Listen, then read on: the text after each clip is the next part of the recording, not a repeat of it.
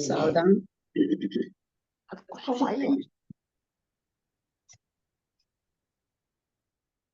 कितनी बार बोले कि आप क्या बात जाती है, और भयंकर जाती, मेरे से ज्यादा जाती है।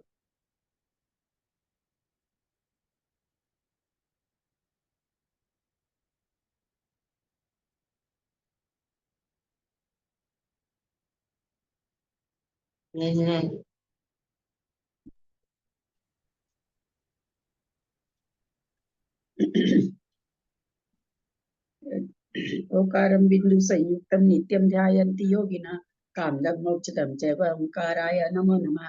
अविरल सदघनौघ प्रक्षाली सकल भूतल कलंका मुनिभिरूपासि तीर्था सरस्वती हरतुन दूरितम् अज्ञानातिमिरान्धानां ज्ञानाञ्जन शलाकया चक्षुरुन्मीलितं येन तस्मै श्री गुरुवे नमः।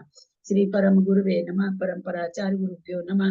सकल कलुषविध्वंसकं श्रीशां परिवर्धकं धर्म संबंधकं भविजीवनं प्रतिबोधकारकं पुण्य प्रकाश पापणं सीमितं शास्त्रं श्री आदि पुराण ग्रंथराज नामधेयम् अस्य मूल ग्रंथकर्ता श्री सर्वज्ञ देवास्तदुत्तर ग्रंथकर्ता श्री गंधर देवः प्रतिगंधर देवः तेषां वचनं सार्थम् आसाद्य श्रीमत् जिनसेनाचार्येण विरचितमिदं शास्त्रं श्रोतारः सावधानतया शृण्वन्तु।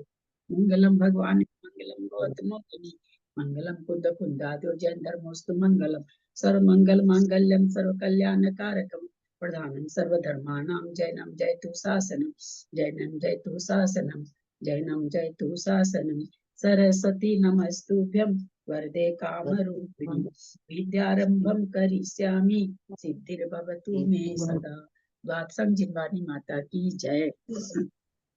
परम मांगली ग्रंथ आदि पुराण ग्रंथराज की जय। जिनसेन आचार्य की जय। पन्नालाल जी साहित्यकार की जय। अढ़ाई दीप में विराजमान सभी आचार्य उपाध्याय सर्व साधु के चरणों में नमोस्तु नमोस्तु नमोस्तु। सभी अनिका माता जी के चरणों में बंदा में बंदा में बंदा में। सभी चुल्लक चुल्लिका एलक के चरणों में इच्छा में इच्छा में इच्छा में। सभी प्रतिमाधारी के चरणों में ग्रुप में विराजमान प्रतिमाधारी के चरणों में वंदना वंदना वंदना। ग्रुप में विराजमान पूज्य जनों का सादर चरण स्पर्श। सभी से सादर जय जिनेन्द्र। जय जिनेन्द्र। श्रीमते सकल ज्ञान साम्राज्य पद्मी वसे धर्म चक्र वृते भर्त्रे नमः संसार भीमुषे। बोलो आदिनाथ भगवान की जय। दीदी दीदी इसमें मैं मंगलाचरण में इसमें एक बात पूछ रही थी, ये धर्म चक्र भ्रते बत्रे होगा क्या, कैसे पढ़ेंगे इसको? भृते के बाद भर्त्रे है। भ्रते के बाद में बत्रे। धर्म चक्र भृते फिर भर्त्रे। भर्त्रे भर्त्रे भर्त्रे भर्त्रे भर्त्रे। हाँ भर्त्रे। ठीक है ठीक है।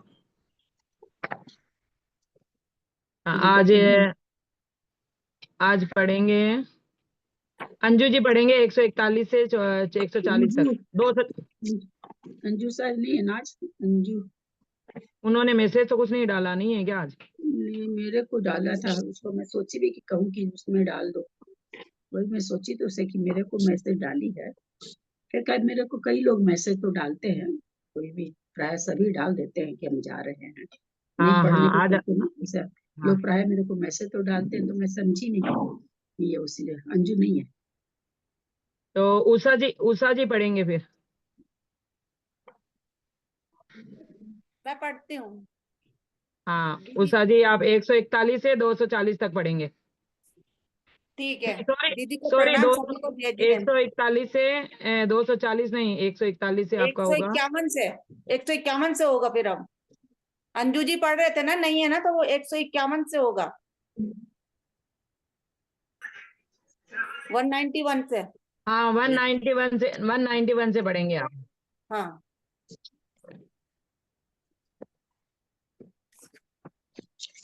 और लिखने में मेरा मिस्टेक हो गया। 191 से पढ़ना आपको 240 तक। हाँ।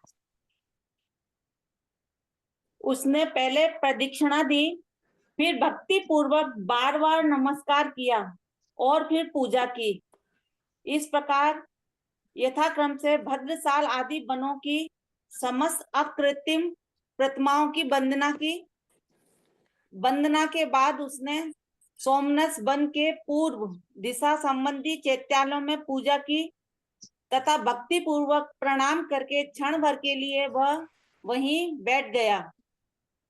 इतने में ही उसने पूर्व विदेह क्षेत्र संबंधी महाकक्ष देश के अरिष्ट नामक नगर से आए हुए आकाश में चलने वाले आदित्य गति और अरिंजय नामक के दो मुनि अकस्मात देखे।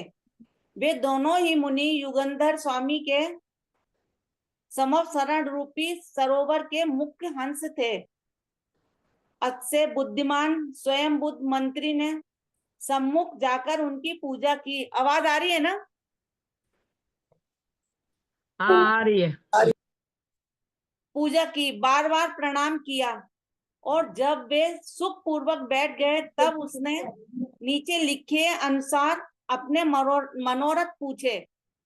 हे भगवान, आप जगत को जानने के लिए अवैध ज्ञान रूपी प्रकाश धारण करते हैं, इसलिए आपसे मैं कुछ मनोगत बात पूछता हूँ, कृपा कर उसे कहिए।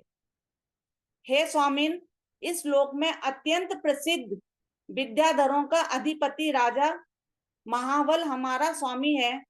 वह भव्य है अथवा अभव्य, इस विषय में मुझे संशय है।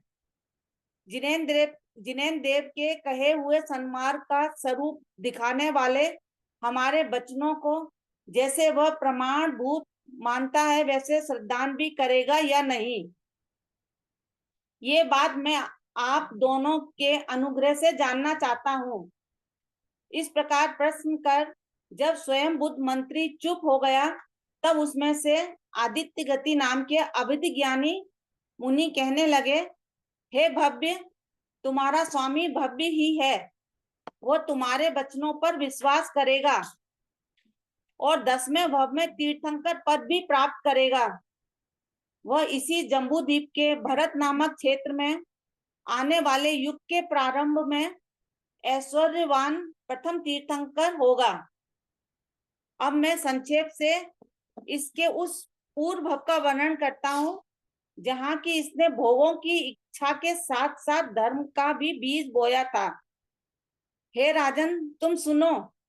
इसी जम्बू द्वीप में मेरू पर्वत के पश्चिम की ओर विदेह क्षेत्र में एक गंदिला नाम का देश है। ये गंधीला नाम का आ गया ना देश। गंधीला नाम है। गंधीला का कितना तारीफ हुआ है अभी ना, अपने लोग पढ़े ना, गंधीला के लिए कितनी कितनी इसकी महिमा गाए हैं। वहीं पर लग गया था कि जरूर ये आदिनाथ भगवान का कोई भाव वगैरह इसमें आएगा। आ ही गया ना। आंटी जी, इधर में ना ये क्वेश्चन है, जैसे हाँ? अभी स्वयं बुद्ध मंत्री पूछ रहे थे, लेकिन यहाँ पर वापस मतलब मुनिराज बोलते हैं, हे राजन तुम सुनो। यहाँ पे हे राजन कौन हुआ? उसी को राजन कह रहे हैं, मंत्री को ही कह रहे हैं, और किसको कह रहे हैं? अच्छा, मंत्री को ही राजन बोलते हैं। हाँ, मंत्री को ही राजन कह रहे हैं। वहां पर महाबल तो आया नहीं है। महाबल नाम है ना शायद, महाबल ही है ना नाम। क्या नाम है? हाँ, महाबल। महाबल थोड़ी आया साथ में। नहीं आया। नहीं आया है नहीं, क्या? महाबल थोड़ी आए हैं। यहाँ पर तो नहीं आए। अभी नहीं आया। चले, मंत्री तो पूछ रहे हैं, तो फिर मतलब मुनिराज वापस बोलते हैं ना, हे राजन तुम सुनो। स्वयंभू मंत्री को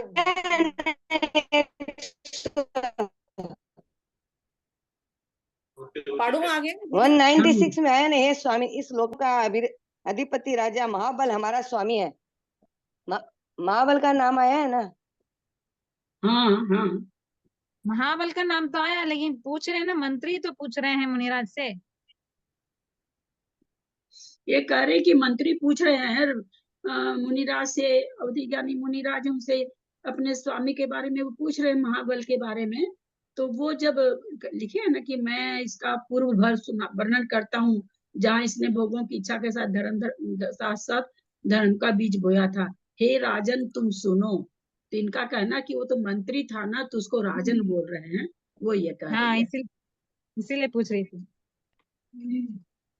चलिए, विदेह क्षेत्र में एक गंदिला नाम का देश है, उसमें सिंहपुर नाम का नगर है जो कि इंद्र के नगर के समान सुंदर है। उस नगर में एक श्रीसेन नाम का राजा हो गया है। श्रीसेन नाम का राजा हो गया है। वह राजा चंद्रमा के समान सबको प्रिय था। उसकी एक अत्यंत सुंदर सुंदरी नाम की स्त्री थी। उन दोनों के पहले जय वर्मा नाम का पुत्र हुआ।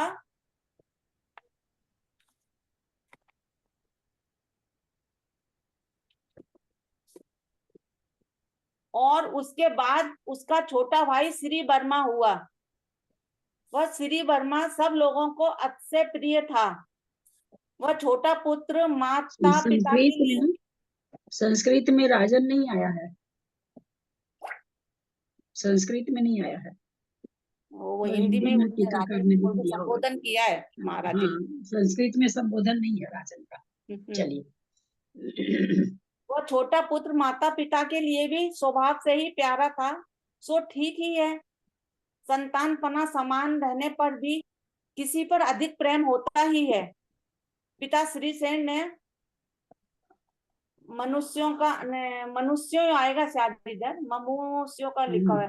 मनुष्यों का अनुराग तथा उत्साह देखकर छोटे पुत्र श्री वर्मा के मस्तक पर ही राष्ट्रपट बांधा और इसके बड़े भाई जय वर्मा की उपेक्षा कर दी। पता नहीं किसका था। जय वर्मा की उपेक्षा कर दी।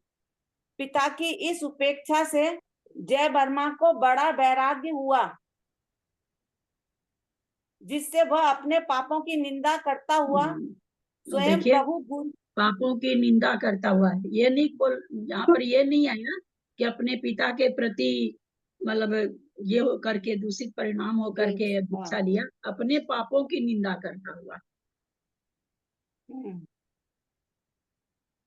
हुआ वह स्वयं प्रभु गुरु से दीक्षा लेकर तपस्या करने लगा। जय वर्मा अभी नव दीक्षित ही था। उसे दीक्षा के लिए बहुत समय नहीं हुआ था कि उसने विभूति के साथ आकाश में जाते हुए महीधर नाम के विद्याधर को आंख उठाकर देखा। उस विद्याधर को देखकर जय वर्मा ने निदान किया कि मुझे आगामी भव में बड़े बड़े विद्याधरों के भोग प्राप्त हों। वह ऐसा विचार ही रहा था कि इतने में एक भयंकर सर्प ने बामी से निकलकर उसे डस लिया। वो भोगों की एकदम नल से पानी गिर रहा है, अब आपको उड़ा देते हैं। उड़ाना ठीक है, ठीक। शारदा भाभी म्यूट हो जाइए। आंटी भामी से निकलकर उसे डस लिया। भामी माने बाम्बी बिल होता ना, सांप की जो बिल होती है उसको बाम्बी कहते हैं। फिर आकाश में मतलब बिल, हाँ, वो आकाश में तो ऊपर देख रहे थे यार। नहीं, आकाश में ऊपर देख करके तो विद्याधरों को देखा तो इन्होंने इच्छा किया कि भाई मेरे विद्याधरों को जितना ही भोग मुझे भी मिले। और उसी समय कोई बामी में से सर्प निकल उनको डस लिया। मम्मी का तबीयत ठीक है ना? शारदा भाभी म्यूट हो जाइए। वह भोगों की इच्छा करते हुए ही मरा था, इसीलिए यहाँ महाबल हुआ है। और कभी तृप्त न करने वाले विद्याधरों के उचित भोगों को भोग रहा है। पूर्व के संस्कार से ही वह चिरकाल तक भोगों में अनुरक्त रहा, किंतु आपके वचन सुनकर शीघ्र ही इसने विरक्त होगा, नहीं शीघ्र ही इनसे विरक्त होगा उन भोगों से। आज रात को उसने स्वप्न में देखा कि तुम्हारे सिवाय अन्य 3 दुष्ट मंत्रियों ने उसे बलात्कार किसी भारी कीचड़ में फंसा दिया है। 3-4 लोगों का खुला हुआ है, प्लीज म्यूट हो जाइए ना, आवाज बहुत डिस्टर्ब आ रही है। कमलेश जैन, सरिता जैन जी, सरिता पांड्या, उषा जी तो पढ़ रहे हैं आप, ठीक है। और तुमने उन दुष्टों मंत्रियों की भर्त्सना कर उसे कीचड़ से निकाला है और सिंहासन पर बैठाकर उसका अभिषेक किया है। इसके सिवाय दूसरे स्वप्न में देखा कि अग्नि की एक प्रदीप्त ज्वाला बिजली के समान चंचल और प्रतिक्षण क्षीण होती जा रही है। उसने ये दोनों स्वप्न आज ही रात्रि के अंतिम समय में देखे हैं। अत्यंत स्पष्ट रूप से दोनों सपनों को देखकर वह तुम्हारी प्रतीक्षा करता हुआ ही बैठा है। इसलिए तुम शीघ्र ही जाकर उसे समझाओ। वह पूछने के पहले ही आपसे इन दोनों सपनों को सुनकर अत्यंत विस्मित होगा और स्वप्न और प्रसन्न होकर निसंदेह आपके समस्त वचनों को स्वीकृत करेगा। जिस प्रकार प्यासा चातक मेघ से पड़े हुए जल में और जन्मांध पुरुष तिमिर रोग दूर करने वाली श्रेष्ठ औषधि में अतिशय प्रेम करता है, उसी प्रकार मुक्ति रूपी स्त्री की दूत से समान काल लब्धि के द्वारा प्रेरित हुआ महाबल आपसे प्रबोध पाकर समीचीन धर्म में अतिशय प्रेम करेगा। राजा महाबल ने जो पहला स्वप्न देखा है उसे तुम उसके आगामी भव में प्राप्त होने वाली विभूति का सूचक समझो और द्वितीय स्वप्न को उसकी आयु के अतिशय ह्रास को सूचित करने वाला जानो। ह्रास को सूचित करने वाला जानो। यह निश्चित है कि अब उसकी आयु 1 माह की ही शेष रह गई है।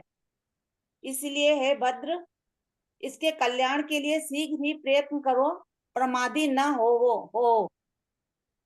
ये कहकर वह स्वयंभूत मंत्री को आशीर्वाद देकर गगनगामी आदित्य गति नाम के मुनिराज अपने साथी अरिंजय के साथ साथ अंतर्हित हो गए। मुनिराज के वचन सुनने से कुछ व्याकुल हुआ स्वयंभूत भी महाबल को समझाने के लिए शीघ्र ही वहां से लौट आया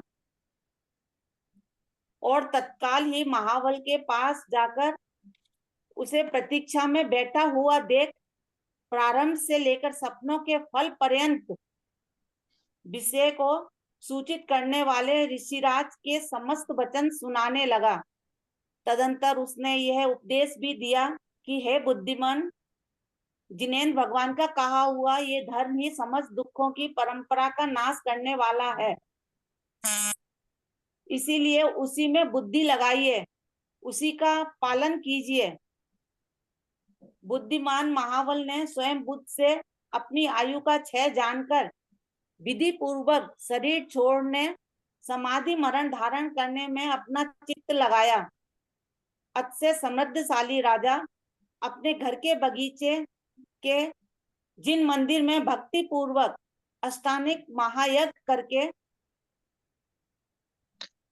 वहीं दिन व्यतीत करने लगा, वह अपना वैभवशाली राज अतिबल नामक पुत्र को सौंपकर तथा मंत्री आदि समस्त लोगों से पूछकर परम स्वतंत्रता को प्राप्त हो गया। तत्पश्चात वह शीघ्र ही परम पूज्य सिद्धकूट चैत्यालय पहुंचा। वहां उसने सिद्ध प्रतिमाओं की पूजा कर निर्भय हो संन्यास धारण किया। बुद्धिमान महाबल ने गुरु की साक्षी पूर्वक जीवन पर्यंत के लिए आहार पानी तथा शरीर से ममत्व छोड़ने की प्रतिज्ञा की और वीर सैया आसन धारण की। वह महाबल आराधना रूपी नाव पर आरूढ़ होकर संसार रूपी सागर को तैरना चाहता था। इसीलिए उसने स्वयं बुद्ध मंत्री को निर्यापकाचार्य संलेखना की विधि कराने वाले आचार्य पक्ष में नाव चलाने वाले का खेवटिया बनाकर उसका बहुत ही सम्मान किया। वह शत्रु मित्र हाँ केवटिया नाव को जो चलाता ना उसको केवट बोलते हैं। तो खेवटिया यहाँ पर है। केवट नहीं बोलते हैं क्या? केवट नाव चलाने वाले को, वही खेवटिया भी उसी को बोलते हैं। वह शत्रु मित्र आदि में समता धारण करने लगा। सब जीवों के साथ मैत्री भाव का विचार करने लगा। हमेशा अनुत्सुक रहने वाला नहीं अनुत्सुक रहने लगा और बाह्य आभ्यंतर परिग्रह का त्याग कर परिग्रह त्यागी मुनि के समान मालूम होने लगा। वह धीर वीर महाबल शरीर तथा आहार त्याग करने का व्रत धारण कर आराधनाओं की परम विशुद्धि को प्राप्त हुआ था। उस समय उसका चित्त भी अत्यंत स्थिर था। उस धीर वीर ने प्रायोगमन नाम का संन्यास धारण कर शरीर से बिल्कुल ही स्नेह छोड़ दिया था। इसीलिए वह शरीर रक्षा के लिए न तो स्वकृत उपकारों की इच्छा रखता था और न परकृत उपकारों की। भावार्थ, संन्यास मरण के 3 भेद हैं। एक भक्ति प्रत्याख्यान, दूसरा इग्नि मरण और तीसरा प्रायोगमन। भक्त प्रतिज्ञा अर्थात भोजन की प्रतीक्षा कर जो संन्यास अर्थात भोजन की प्रतीक्षा कर जो संन्यास मरण हो उसे भक्त प्रतिज्ञा कहते हैं। इस काल अंतर मुहूर्त से लेकर 12 वर्ष तक का है। नंबर 2, अपने शरीर की सेवा स्वयं करें, किसी दूसरे से रोग आदि का उपचार न कराएं। ऐसे विधान से जो संन्यास धारण किया जाता है उसे इग्नि मरण कहते हैं। तीसरा, और जिसमें स्वकृत और परकृत दोनों प्रकार के उपचार न हो उसे प्रायोगमन कहते हैं। राजा महाबल ने प्रायोगमन नाम का तीसरा संन्यास धारण किया था। कठिन तपस्या करने वाले महाबल महाराज का शरीर तो क्रस हो गया था, परंतु पंच परमेष्ठियों का स्मरण दीदी करते तीसरा रहने समझाइए ना, थोड़ा तीसरा संन्यास थोड़ा बताइए ना, समझाइए। हाँ, तीसरा सन्यास में अपने शरीर की सेवा स्वयं भी नहीं करता है। स्वकृत माने अपने से करने की और परकृत दोनों तरह का उपचार छोड़ देते हैं। उसे प्रायोपगमन कहते हैं। अपने भी कुछ नहीं करता अपने शरीर का और दूसरे से तो कराते ही नहीं है। ऊपर वाला था कि अपने से कर सकते हैं, किसी दूसरे से नहीं कराते अपने रोग का उपचार। तो इसमें न खुद करते हैं न दूसरे से कराते हैं। अच्छा, शांति साहब महाराज इंगनी मरण हुआ ना? हाँ, शायद इंगनी मरण हुआ उनका। हाँ, उनका इंगनी मरण ही आता है कथा उसमें, स्वाध्याय में उसमें। कठिन तपस्या करने वाले महाबल महाराज का शरीर तो क्रस हो गया था, परंतु पंच परमेष्ठियों का स्मरण करते रहने से परिणामों की विशुद्धि बढ़ गई थी। निरंतर उपवास करने वाले उन महाबल के शरीर में शिथिलता अवश्य आ गई थी, परंतु ग्रहण की हुई प्रतिज्ञा में रंच मात्र भी शिथिलता नहीं आई थी। सो ठीक ही है, क्योंकि प्रतिज्ञा में शिथिलता नहीं करना ही महापुरुषों का व्रत है। शरीर से रक्त मांस आदि रसों का क्षय हो जाने से वो महाबल शरद ऋतु के मेघों के समान अत्यंत दुर्बल हो गया था। अथवा यूं समझिए कि उस समय वह राजा देवों के समान रक्त मांस आदि से रहित शरीर को धारण कर रहा था। राजा महाबल ने मरण का प्रारंभ करने वाले व्रत धारण किए हैं। ये देखकर उनके दोनों नेत्र मानो शोक से ही कहीं जा छिपे थे और पहले के हाव भाव आदि विलासों से विरक्त हो गए थे। यद्यपि उसके दोनों गालों के रक्त मांस तथा चमड़ा आदि सब सूख गए थे, तथापि उन्होंने अपनी अविनाशनी कांति के द्वारा पहले की शोभा नहीं छोड़ी थी। वे स्वयं भी पहले की ही भांति सुंदर थे।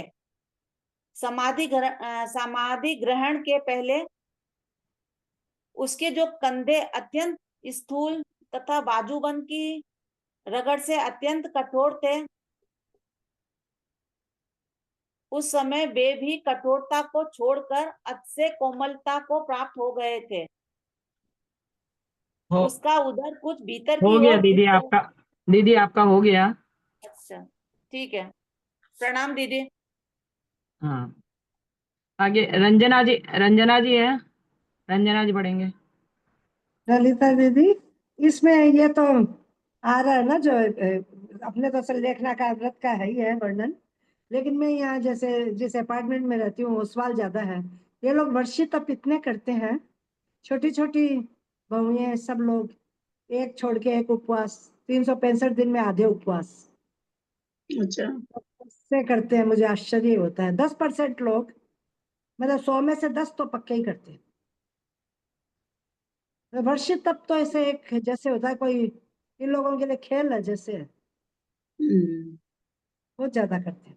मुझे बहुत आश्चर्य होता है उन लोगों को देखती हूँ तो। एक दिन नहीं, उपवास, एक दिन छोड़ खाना, के एक दिन एक उपवास नहीं करते, मतलब उसमें ज्यादा भी हो जाते हैं। कभी बेला भी आता है, कभी तेला भी वो तो आता है इन लोग के। हाँ, वो बीच में अष्टमी आ जाती है, चतुर्दशी आ हाँ जाती है, तो मेला तेला आ जाता है। वो तो अपने हाँ जैसे 16 कारण में आता है ना कई बार, तो हाँ। वैसे ही। लेकिन फिर भी एक छोड़ के एक उपवास, 365 दिन में आधा तो पक्का ही हो गया। आधे उपवास उपवास में पानी नहीं लेते थे। पानी लेते उपवास वही हैं, पानी दो होते तीन थे बार उस लेते हैं, 3 बॉयल बार पानी पानी लेते लेते हैं। हैं। शाम को 6 बजे तक बॉयल पानी लेते हैं, सूर्यास्त तक। लेकिन अपन सोचो कि खाना खाए बिना पानी कितना पी लेगा आदमी। बहता ही नहीं है पानी। हाँ, तो फिर है ना, फिर भी मतलब और घर के काम सारे करते हैं वैसे के वैसे ही, वैसे ही चलते रहते हैं वो लोग।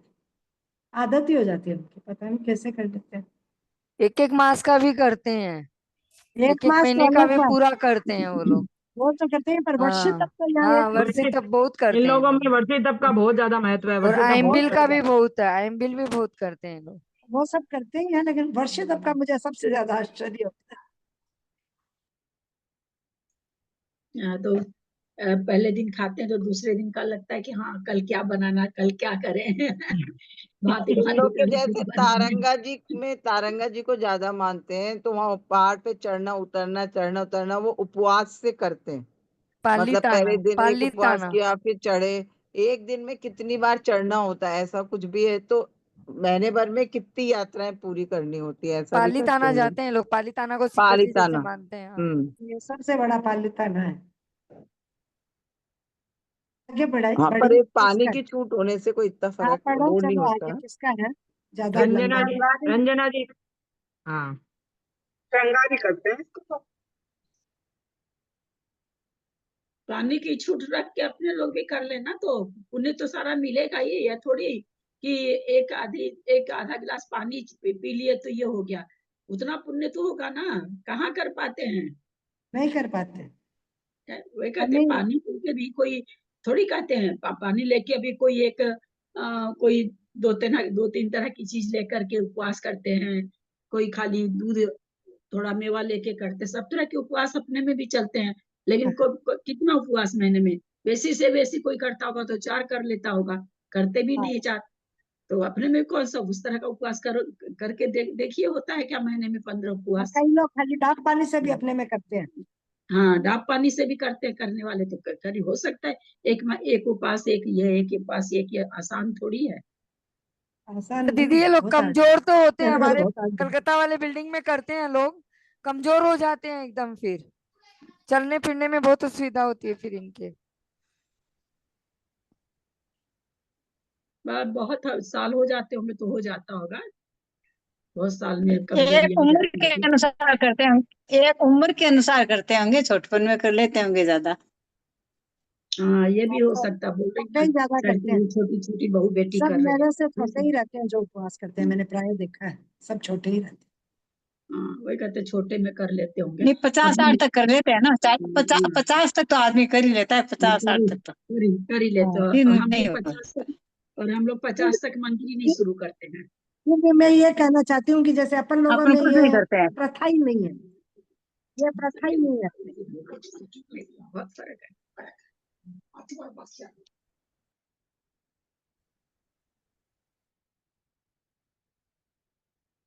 हाँ, रंजना जी पढ़े आगे, रंजना जी बेंगलोर।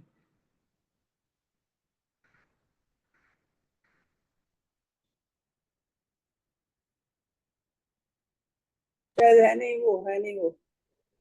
तो आगे ले लो। उषा सेठी, उषा सेठी जी।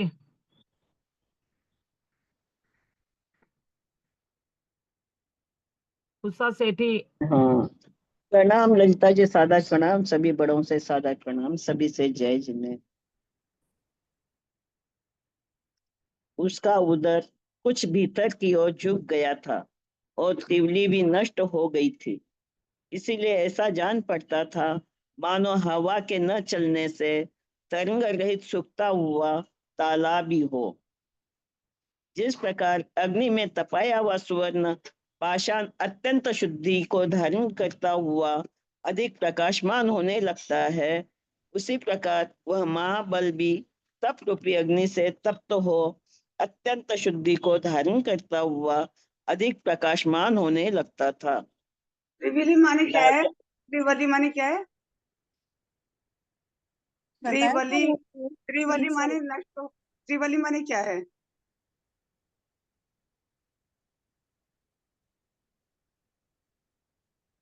अभी 2 दिन पहले दीदी ने बताया था ना कि 3 साल हो जाते हैं, जैसे अपने गर्दन में होते हैं, मस्तक पे भी कोई के होते हैं, वैसे अच्छा, पेट में 3 साल होते हैं, वही बताया था। दीदी आप राजा म्यूट हो। राजा असह्य शरीर संताप को लीला मात्र में ही सहन कर लेता था तथा कभी किसी विपत्ति से पराजित नहीं होता था। इसीलिए उसके साथ युद्ध करते समय परिशह ही पराजय को प्राप्त हुए थे। परिशह उसे अपने कर्तव्य मार्ग से च्युत नहीं कर सके थे। यद्यपि उसके शरीर में मात्र चमड़ा और हड्डी शेष रह गई थी, तथापि उसने अपने समाधि के बल से अनेक परिशहों को जीत लिया था। इसलिए उस समय वह यथार्थ में महाबल सिंह ही हुआ था। उसने अपने मस्तक पर लोकोत्तम परमेष्टि को तथा हृदय में अरहंत परमेष्टि को विराजमान किया था और आचार्य, उपाध्याय तथा साधु इन तीन परमेष्टियों के ध्यान रूपी टोप, कवच और अस्त्र धारण किए थे। ध्यान के द्वारा उसके दोनों नेत्र मात्र परमात्मा को ही देखते थे, कान परम मंत्र नवोकार मंत्र को ही सुनते थे और जीवा उसी का पाठ करती थी। वह राजा महाबल अपने मन रूपी गर्भगृह में निर्धूम दीपक के समान कर्म मल कलंक से रहित अनंत परमेष्टि को विराजमान कर ध्यान रूपी तेज के द्वारा मोह अथवा अज्ञान रूपी अंधकार से रहित हो गया था। इस प्रकार महाराज महाबल निरंतर 22 दिन तक सलेखना की विधि करते रहे। जब आयु का अंतिम समय आया तब उन्होंने अपना मन विशेष रूप से पंच परमेष्टियों में लगाया।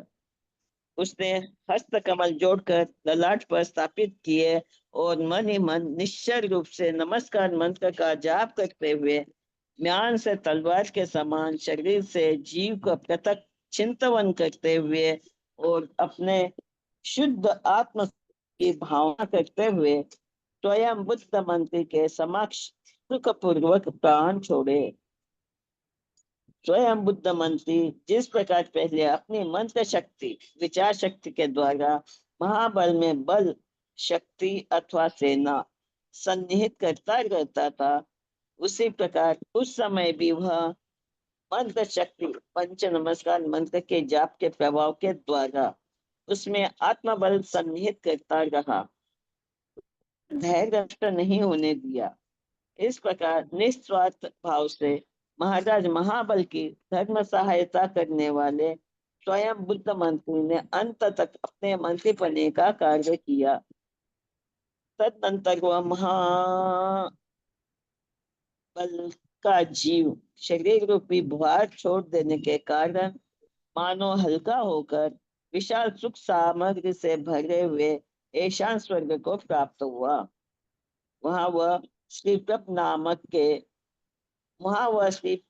नाम के अतिशय सुंदर विमान में उपपात शैया पर बड़ी रिद्धि का धारक ललितांग नाम का उत्तम देव हुआ। मेघ रहित आकाश में श्वेत बादलों सहित बिजली की तरह उपपात शैया पर शीघ्र ही उसका वैकृत शरीर शोभायमान होने लगा। वह देव अंतर्मुहूर्त में ही नव यौवन से पूर्ण तथा संपूर्ण लक्षणों से संपन्न होकर उपपात शैया पर ऐसा सुशोभित होने लगा मानो सब लक्षणों से सहित कोई तरुण पुरुष होकर उठा हो। दे दीप्यमान कुंडल, केयूर, मुकुट और बाजूबंद आदि आभूषण पहने हुए, माला से सहित और उत्तम वस्त्रों को धारण किए हुए ही वह अतिशय कांतिमान ललितांग नामक देव उत्पन्न हुआ। उस समय टिमकार रहित नेत्रों से सहित उसका रूप निश्चल बैठी हुई दो मछलियों सहित सरोवर के जल की तरह शोभायमान हो रहा था, अथवा उसका शरीर कल्प वृक्ष की शोभा धारण कर रहा था, क्योंकि उसकी दोनों भुजाएं उज्ज्वल शाखाओं के समान थी। अतिशय शोभायमान हाथों की हथेलियां कोमल पल्लवों के समान थी और नेत्र भ्रमरों के समान थे। अथवा ललितांग देव के रूप का और अधिक वर्णन करने से क्या लाभ है। उसका वर्णन तो इतना ही पर्याप्त है कि वह योनि के बिना ही उत्पन्न हुआ था और अतिशय सुंदर था। उस समय स्वयं कल्प वृक्षों के द्वारा ऊपर से छोड़ी हुई पुष्पों की वर्षा हो रही थी और दुंदुभी का गंभीर शब्द दिशाओं को व्याप्त करता हुआ निरंतर बढ़ रहा था। जल की छोटी छोटी बूंदों को बिखेरता और नंदनवन के हिलते हुए कल्प वृक्षों से पुष्प परागण करता हुआ अतिशय सुहावना पवन धीरे धीरे बह रहा था। तदनंतर सब ओर से नमस्कार करते हुए करोड़ों देवों के शरीर की प्रभा से व्याप्त दिशाओं में दृष्टि घुमाकर ललितांग देव ने देखा कि यह परम ऐश्वर्य क्या है, मैं कौन हूँ और ये सब कौन हैं जो मुझे दूर दूर से आकर नमस्कार कर रहे हैं। ललितांग देव यह सब देखकर क्षण भर के लिए आश्चर्य से चकित हो गया। मैं यहाँ कहाँ आ गया, कहाँ से आया, आज मेरा मन प्रसन्न क्यों हो रहा है, यह शय्यातल क्या है और यह मनोहर महान आश्रम कौन सा है। इस प्रकार चिंतन कर रहा था कि उसे उसी क्षण अवधि ज्ञान प्रकट हो गया। उस अवधि ज्ञान के द्वारा ललितांग देव ने स्वयं बुद्ध मंत्री आदि के सब समाचार जान लिए। यह हमारे तप का मनोहर फल है, यह अतिशय कांतिमान स्वर्ग है। ये प्रणाम करते हुए तथा शरीर का प्रकाश सब ओर फैलाते हुए देव हैं। यह कल्प वृक्षों से घिरा हुआ शोभायमान विमान है। ये मनोहर शब्द करती तथा रुंझुन शब्द करने वाले मणिमय नूपुर पहने हुई देवियां हैं। इधर ये अप्सराओं का समूह मंद मंद हंसता हुआ नृत्य कर रहा है। इधर मनोहर और गंभीर गान हो रहा है और इधर मृदंग बज रहा है। इधर इस प्रकार भाव प्रत्यय अवधि ज्ञान से पूर्वोक्त सभी बातों का निश्चय कर वह ललितांग देव अनेक रत्नों की किरणों से शोभायमान शैया पर सुख से बैठा ही था कि नमस्कार करते हुए अनेक देव उसके पास आए। वे देव ऊंचे स्वर से कह रहे थे कि हे स्वामी, आपकी जय हो, हे विजयशील, आप समृद्धिवान हैं, हे नेत्रों को आनंद देने वाले महाकांतिमान, आप सदा बढ़ते रहे, आपके बल विद्या रिद्धि आदि की सदा वृद्धि होती रहे। तत्पश्चात अपने अपने नियोग से प्रेरित हुए अनेक देव विनय सहित उसके पास आए और मस्तक झुकाकर इस प्रकार कहने लगे कि हे नाथ, स्नान की सामग्री तैयार है, इसलिए सबसे पहले मंगलमय स्नान कीजिए, फिर पुण्य को बढ़ाने वाले जिनेन्द्र देव की पूजा कीजिए। तदनंतर आपके भाग्य से प्राप्त हुई तथा अपने अपने गट्टों छोटी टुकड़ियों के साथ जहां जहां सब ओर से आने वाली देवों की सब सेना का अवलोकन कीजिए। इधर नाट्यशाला में आकर लीला सहित भौन नचाकर नृत्य करती हुई दर्शनीय सुंदर देव नर्तकियों को देखिए। हे देव, आज मनोहर वेशभूषा से युक्त देवियों का सम्मान कीजिए, क्योंकि निश्चय से देव पर्याय की प्राप्ति का इतना ही तो फल है। इस प्रकार कार्य कुशल ललितांग देव ने उस देवों के कहे अनुसार सभी कार्य किए सो ठीक ही है, क्योंकि अपने नियोगों का उल्लंघन नहीं करना ही महापुरुषों का श्रेष्ठ भूषण है।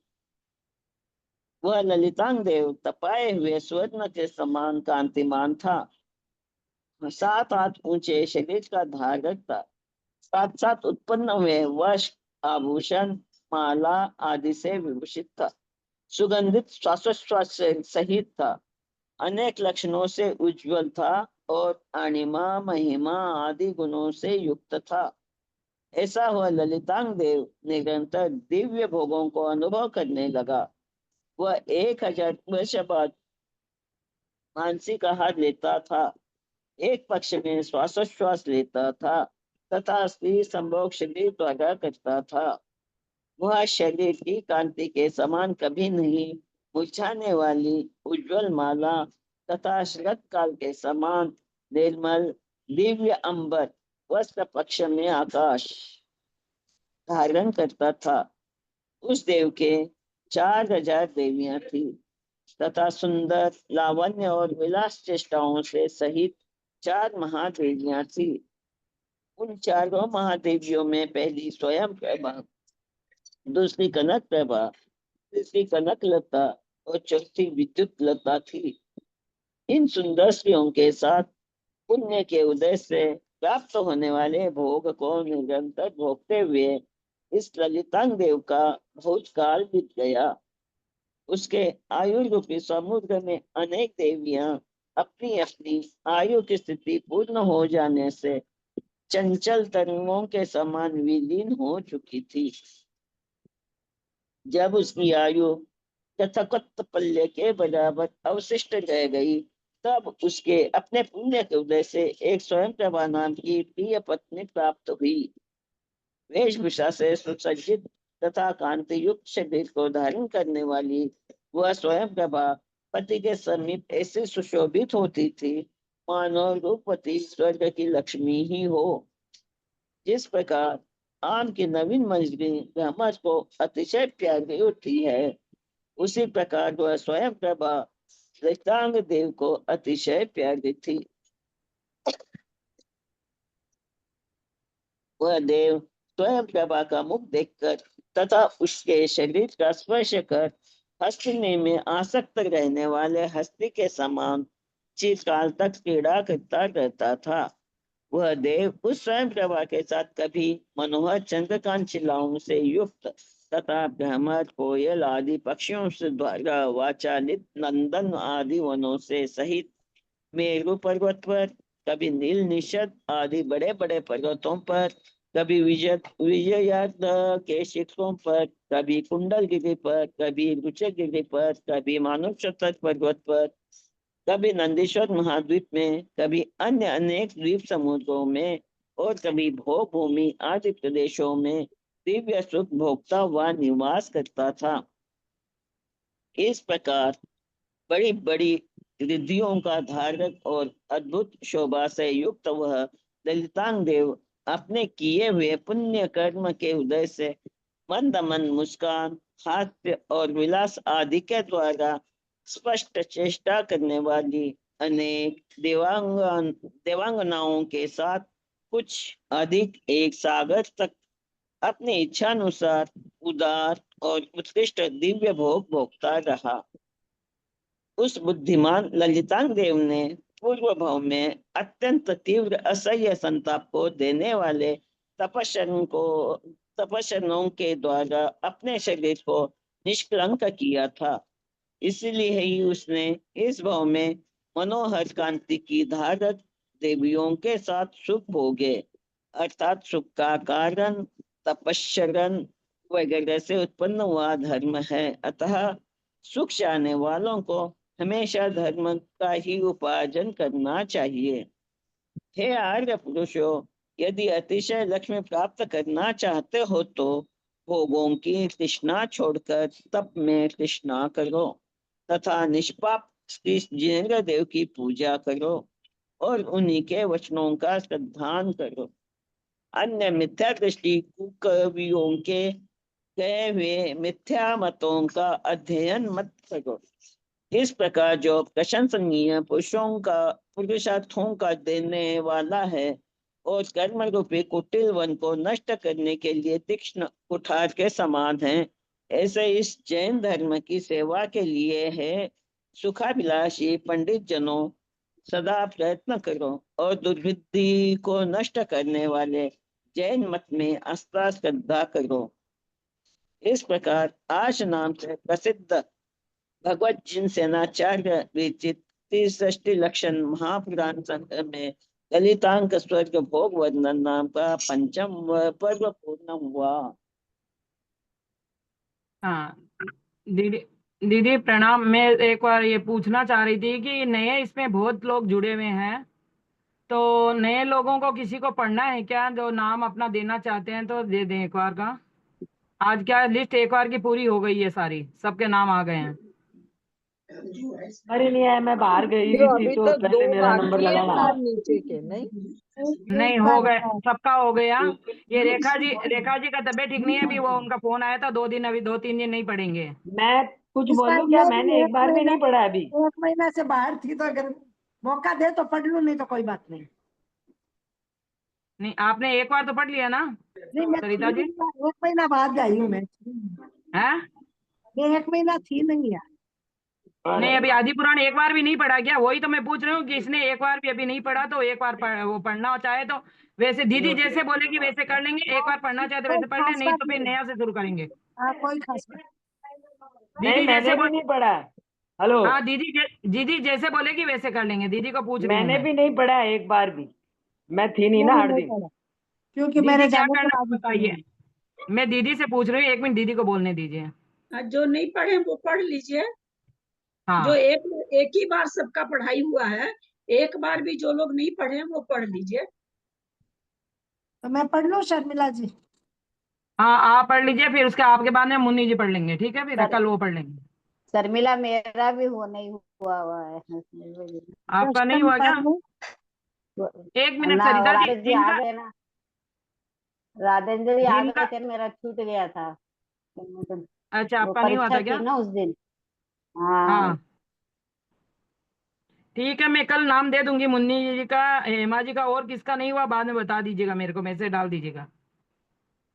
षष्टम पर्व पेज नंबर 120।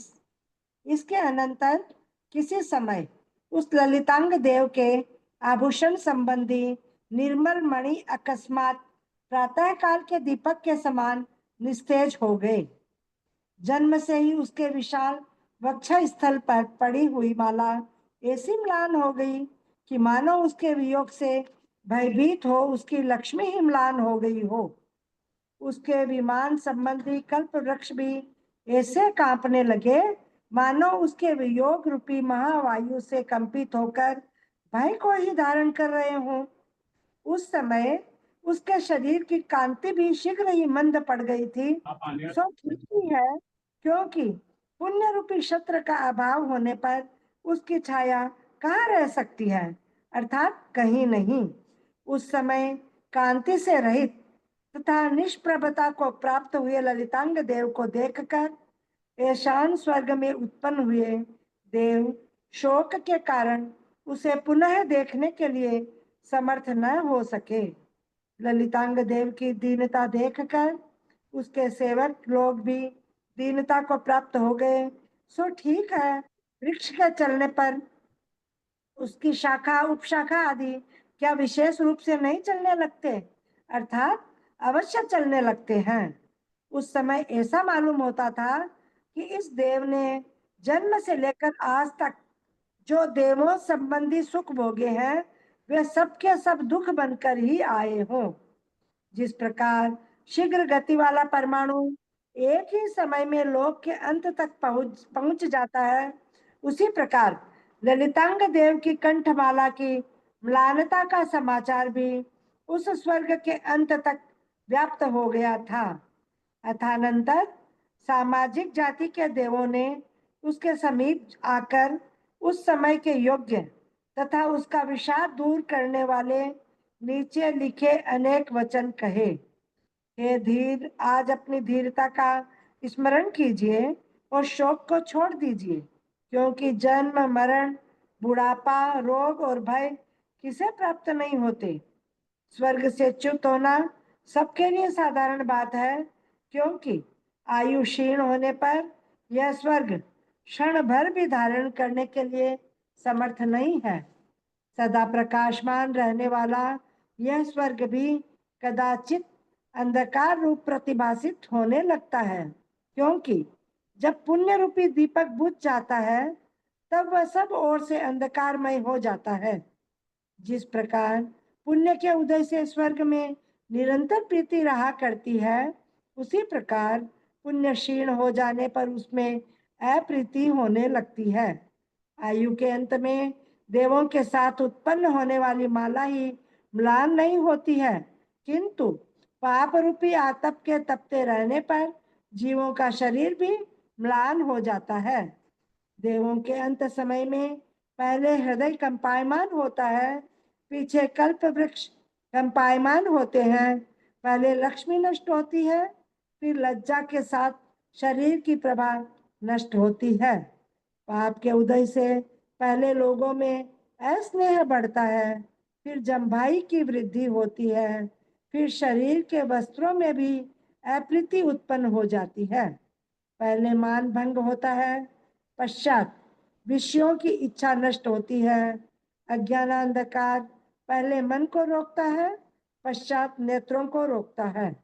अधिक कहाँ तक कहा जाए, स्वर्ग से च्युत होने के सम्मुख देव को जो तीव्र दुख होता है वह नारकियों को भी नहीं हो सकता। इस समय उस भारी दुख का आप प्रत्यक्ष अनुभव कर रहे हैं। जिस प्रकार उदित हुए सूर्य का अस्त होना निश्चित है, उसी प्रकार स्वर्ग में प्राप्त हुए जीवों के अभ्युदयों का पतन होना भी निश्चित है। इसलिए हे आर्य, कुयोनि रूपी आवर्त में गिराने वाले शोक को प्राप्त न होइए तथा धर्म में मन लगाइए, क्योंकि धर्म ही परम शरण है। हे आर्य, कारण के बिना कभी कोई कार्य नहीं होता है, और चूंकि धर्म ही परम शरण है, हे आर्य, कारण के बिना कभी कोई कार्य नहीं होता है, और चूंकि पंडित जन पुण्य को ही स्वर्ग तथा मोक्ष का कारण कहते हैं, इसलिए पुण्य के साधनभूत जैन धर्म में ही अपनी बुद्धि लगाकर खेद को छोड़िए। ऐसा करने से तुम निश्चय ही पाप रहित हो जाओगे। इस प्रकार सामान्य देवों के कहने से ललितांग देव ने धैर्य अवलंबन किया, धर्म में बुद्धि लगाई और 15 दिन तक समस्त लोक के जिन चैत्यालयों की पूजा की। तत्पश्चात अच्युत सर्ग की जिन प्रतिमाओं की पूजा करता हुआ वह आयु के अंत में वहीं सावधान चित्त होकर चैत्य वृक्ष के नीचे बैठ गया तथा वहीं निर्भय हो हाथ जोड़कर उच्च स्वर से नमस्कार मंत्र का ठीक ठीक उच्चारण करता हुआ अदृश्यता को प्राप्त हो गया। इसी जम्बूद्वीप के महामेरु से पूर्व दिशा की ओर स्थित विदेश क्षेत्र में जो महामनोहर पुष्कलावती नाम का देश है, वह स्वर्ग भूमि के समान सुंदर है। उसी देश में एक उत्पल खेटक नाम का नगर है, जो कि कमलों से आच्छादित धान के खेतों, कोट और परिखा आदि की शोभा से उस पुष्कलावती देश को भूषित करता रहता है। उस नगरी का राजा वज्रबाहु था, जो कि इंद्र के समान आज्ञा चलाने में सदा तत्पर रहता था। उसकी रानी का नाम वसुंधरा था। वह वसुंधरा सहनशीलता आदि गुणों से ऐसी शोभायमान होती थी मानो दूसरी वसुंधरा पृथ्वी ही हो। वह ललितांग नाम का देव स्वर्ग से च्युत होकर उन्हीं वज्रबाहु और वसुंधरा के वज्र के समान जंगा होने से वज्रजंग इस सार्थक नाम को धारण करने वाला पुत्र हुआ। वज्रजंग शत्रु रूपी कमलों को संकुचित करता हुआ बंधु रूपी कुमुदों को हर्षित यानी विकसित करता था तथा प्रतिदिन कलाओं यानी चतुराई पक्ष में चंद्रमा का 16वां भाग की वृद्धि करता था। इसलिए द्वितीय के चंद्रमा के समान बढ़ने लगा। जब वह यौवन अवस्था को प्राप्त हुआ तब उसकी रूप संपत्ति अनुपम हो गई। जैसे कि चंद्रमा क्रम क्रम से बढ़कर जब पूर्ण हो जाता है तब उसकी कांति अनुपम हो जाती है। उसके सिर पर काले कुटिल और लंबे बाल ऐसे सुशोभित हो रहे थे मानो कामदेव रूपी काले सर्प के बढ़े हुए बच्चे ही हों। वह वज्रजंग नेत्र रूपी भ्रमर और हास्य की किरण रूपी केसर से सहित अपने मुख कमल में मकरंद रस के समान मनोहर वाणी को धारण करता था। कानों से मिले हुए उसके दोनों नेत्र ऐसे शोभायमान हो रहे थे मानो वे अनेक शास्त्रों का श्रवण करने वाले कानों के समीप जाकर उनसे सूक्ष्मदर्शिता, पांडित्य और बारीक पदार्थ को देखने की शक्ति का अभ्यास ही कर रहे हों। वह वज्रजंग अपने कंठ के समीप जिस हार को धारण किया हुआ था वह निहार बर्फ के समान स्वच्छ कांति का धारक था तथा ऐसा मालूम होता था मानो मुख रूपी चंद्रमा की सेवा के लिए तारों का समूह ही आया हो। वह अपने विशाल वक्ष स्थल पर चंदन का विलेपन धारण कर रहा था जिससे ऐसा मालूम होता था मानो अपने तट पर शरद ऋतु की चांदनी धारण किए हुए मेरू पर्वत ही हो। मुकुट से शोभायमान उसका मस्तक ठीक मेरू पर्वत के समान मालूम होता था और उसके समीप लंबी भुजाएं नील तथा निशद गिरी के समान शोभायमान होती थीं। उसके मध्य भाग में नदी की भंवर के समान गंभीर नाभि जैसी जान पड़ती थी मानो स्त्रियों की दृष्टि रूपी हथिनियों को रोकने के लिए कामदेव के द्वारा खोदा हुआ एक गड्ढा ही हो। करधनी से घिरा हुआ उसका कटिभाग ऐसा शोभायमान था मानो सुवर्ण की वेदिकाओं से घिरा हुआ जम्बू वृक्ष के रहने वाला स्थान ही हो। स्थिर, गोल और एक दूसरे से मिली हुई उसकी दोनों जांघें ऐसी जान पड़ती थी मानो स्त्रियों के मन रूपी हाथी को बांधने के लिए दो स्तंभ ही हो। उसकी वज्र के समान स्थिर जंघाओं पिंडरियों का तो मैं वर्णन ही नहीं करता क्योंकि वह उसके वज्रजंग नाम से ही गतार्थ हो जाता है। इतना होने पर भी यदि वर्णन करूं तो मुझे पुनरुक्ति दोष की आशंका है। उस वज्रजंग के कुछ लाल और कोमल दोनों चरण ऐसे जान पड़ते थे मानो अविनाशी दीदी पुनरुक्ति दोष क्या होता है? मतलब दोबारा वही उपमा दे दी ऐसा दोष लग सकता है। एक अलंकार दो बार आ गया, एक उपमा दो बार आ गई, पुनरुक्त मानो, है ना दीदी? हाँ। मानो अविनाशिनी लक्ष्मी से आश्रित चलते फिरते दो स्थल कमल ही हो। शास्त्र ज्ञान से भूषित उसके यह रूप संपत्ति नेत्रों को उतना ही आनंद देती थी जितना कि शरद ऋतु की चांदनी से भूषित चंद्रमा की मूर्ति देती है। पदवाक्य और प्रमाण आदि के विषय में अतिशय प्रवीणता को प्राप्त हुई उसकी बुद्धि सब शास्त्रों में दीपिका के समान दीप्यमान रहती थी। वह समस्त कलाओं का ज्ञाता, विनयी, जितेंद्रिय और कुशल था, इसलिए राज्य लक्ष्मी के कटाक्षों का भी आश्रय हुआ था। वह उसे प्राप्त करना चाहती थी। उसके स्वाभाविक गुण सब लोगों को प्रसन्न करते थे तथा उसका स्वाभाविक मनुष्य प्रेम उसकी बड़ी भारी योग्यता को पुष्ट करता था। वह वज्रजंग सरस्वती में अनुराग, कीर्ति में स्नेह और राज्य लक्ष्मी पर भोग करने का अधिकार यानी स्वामित्व रखता था, इसलिए विद्वानों में सिरमौर समझा जाता था। यद्यपि वह बुद्धिमान वज्रजंग उत्कृष्ट यौवन को प्राप्त हो गया था तथापि स्वयं प्रभा के अनुराग से वह प्रायः अन्य स्त्रियों में निष्प्रय ही रहता था। इस प्रकार उस बुद्धिमान वज्र बड़े आनंद से व्यतीत हो रहा था। अब स्वयं प्रभा महादेवी स्वर्ग से च्युत होकर कहाँ उत्पन्न हुई, इस बात का वर्णन किया जाता है। ललितांग देव के स्वर्ग से च्युत होने पर वह स्वयं प्रभा देवी उसके वियोग से चकवा के बिना चकवी की तरह बहुत ही खेद खिन्न हुई। मतलब इतनी उपमाएं कैसे आती होगी इन लोगों को लिखने में, पता नहीं। बहुत सुंदर सुंदर उपमाएं हैं।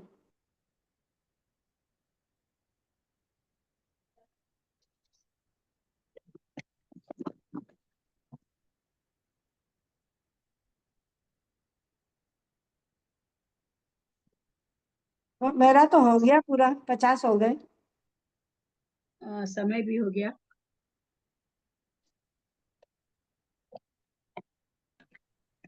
दीदी मैं बोल रही थी कि ये नए लोग भी इसमें बहुत जुड़े हुए हैं, तो कोई पढ़ना चाहे तो अपना नाम दे दे, बोल दीजिए थोड़ा। नए लोग इस बार आदि पुराण में बहुत जुड़े हैं नए लोग। तो तुम्हारे पास कितने नाम आए हैं? हम तो अब आज कंप्लीट हो गए सारे एक बार का, मतलब ये 3-4 लोगों का बचा जो कल पढ़ लेंगे, पूरे हो जाएंगे। या फिर नया लिस्ट चालू करते हैं, वापस नया नंबर शुरू करते हैं। नहीं 35 के करीब है ना। हाँ वैसे वही हाँ 35 के करीब हैं लोग हैं। 44 इसमें तो एक मैं खत्म बाहर हो गई। एक वो जो लड़का उनका है अग्रवाल जी का, वो नहीं पढ़ना चाहता, अग्रवाल जी नहीं पढ़ना चाहते हैं। हाँ। ये जैसे 2-3 लोग इसमें नए नाम है, देखिए एक तो आईफोन से कौन है, ये नए ही है दिख रहे हैं मेरे को। अरे कमलेश जैन है, नए नए हैं। सुमन बेंगलोर भी नहीं पढ़ रही है। सुमन बेंगलोर नहीं पढ़ती, कभी वो पढ़ती नहीं है। तो 4-5 हाँ लोग तो ऐसे तुम हो गए ना। हाँ और है भारती नहीं पढ़ती ये है, एक शोभा भारती पांडे नहीं है, वो पढ़ती। भी नहीं पढ़ती है। हाँ, शोभा रंजू जी नहीं अजमेरा, पढ़ती है, कुसुम नहीं है, अरे भारती नहीं पढ़ती परवीन है, मेहता। मीना नहीं पढ़ती है। 6-7 एक लोग तो बॉम्बे पढ़ते की ही अभी वो नहीं। दीदी जुड़ी है मेरे ना, क्या पास नाम है नहीं है मुझे शास्त्र इसलिए मैं हाँ, सुनती हूँ। अच्छा मेरे पास नहीं है शास्त्र इसलिए नहीं पढ़ती मैं। भारती भी नहीं पढ़ती है। मालती जैन कौन है, वो भी नहीं पढ़ रहे हैं। आपको शास्त्र चाहिए क्या? एक मिनट रुको। आपको शास्त्र चाहिए क्या? परवीना बेन मेहता। मेहता हाँ, प्रवीणा जी प्रवीणा ही है। प्रवीणा जी, आपको शास्त्र चाहिए क्या?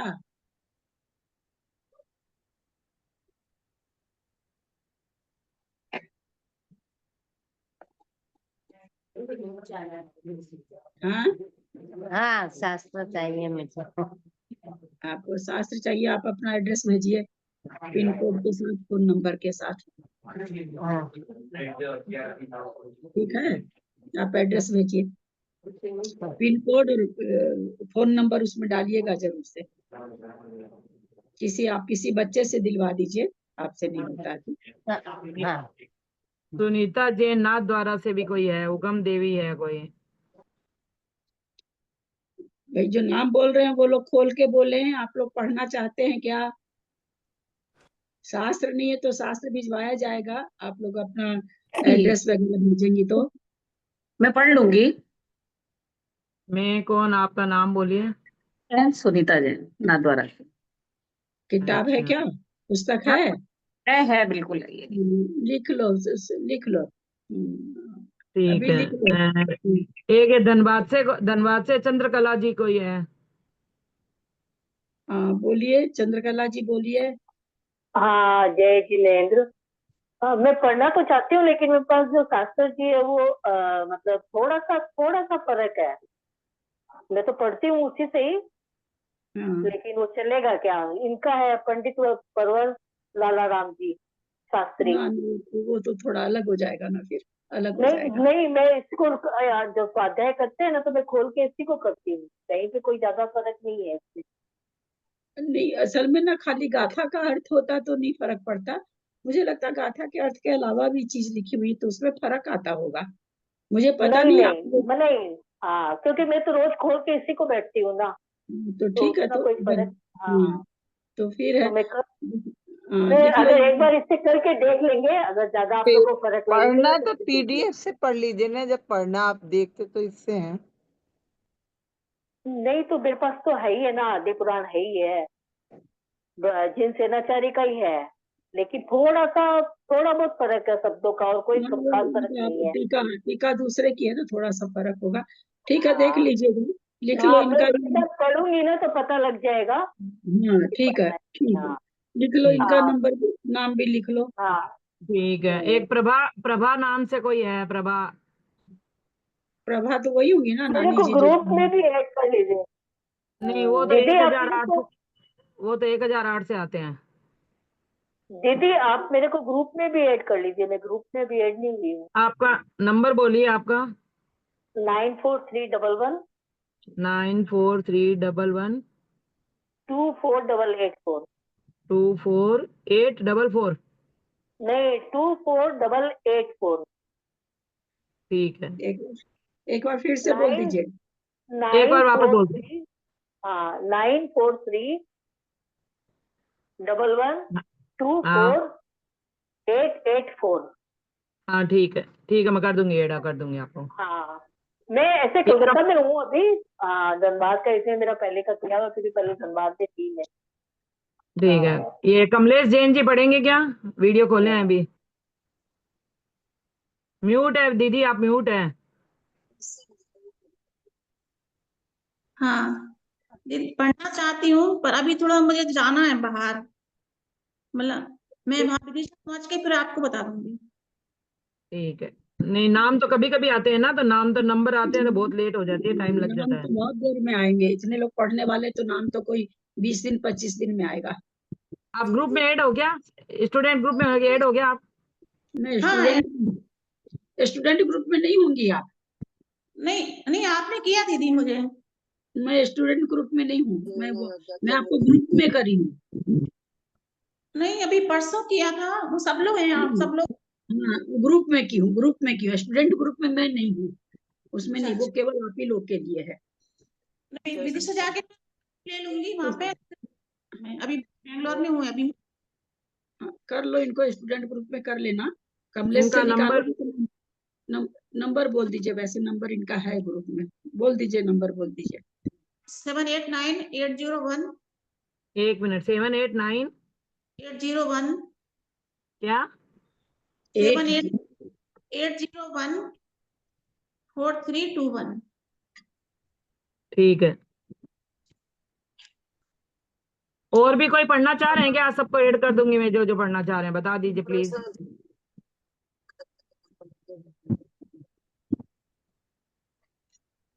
ये बिमला छाबड़ा जी भी है, बिमला छाबड़ा जी। जय जिनेन्द्र। हाँ बोलिए। पढ़ना है क्या आपको, बिमला छाबड़ा जी? जय जिनेन्द्र। हाँ, जय जिनेन्द्र, आप पढ़ना चाहते हो क्या? हाँ मैं पढ़ना चाहती हूँ, अच्छा, लेकिन कल्पना जैन बोल रही हैं, हाँ बोलिए। हाँ मैं पढ़ना तो चाहती हूँ, लेकिन किताब शास्त्र नहीं है, तो क्या इसका लिंक भेज देंगे तो मैं इस पे मोबाइल पे निकाल के पढ़ सकती हूँ क्या? अच्छा, पीडीएफ क्या? पीडीएफ तो भेजा हुआ है, आप ग्रुप में हैं क्या? मुझे तो नहीं मालूम, लेकिन मैंने तो नाम दिया था।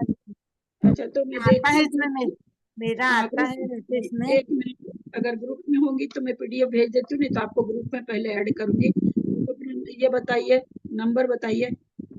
मेरा 999317 317 9849 9849। आप कहाँ से हो? मैं पूना। बिमला छाबड़ा जी पढ़ेंगे क्या? बिमला छाबड़ा जी आप